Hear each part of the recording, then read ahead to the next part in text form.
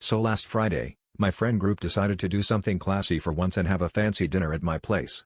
You know, the kind where you have to Google which fork to use and pretend to like olives.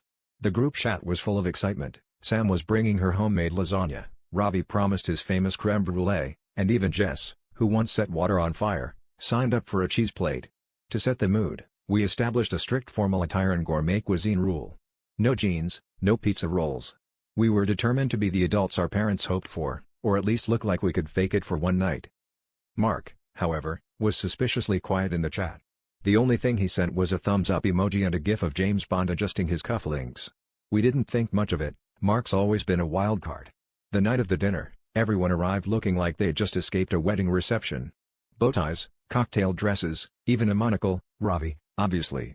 Then Mark showed up 30 minutes late, sauntering in with the swagger of a man about to win Best Dressed. Only to reveal he was wearing a tuxedo t-shirt, gym shorts, and flip-flops, cradling a steaming pile of something in a paper towel.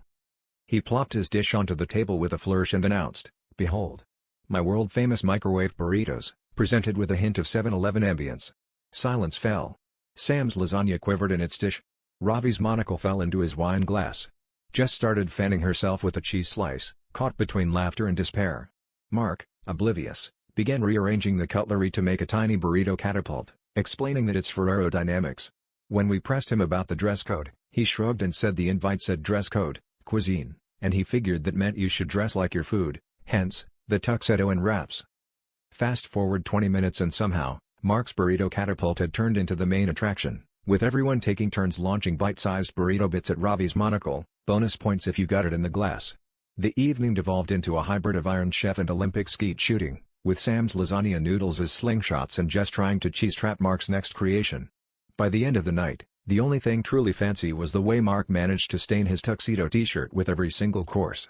And that's the story of how our fancy dinner ended up as a black tie food fight, proving, once and for all, that you really are what you eat. Especially if you show up dressed as a burrito.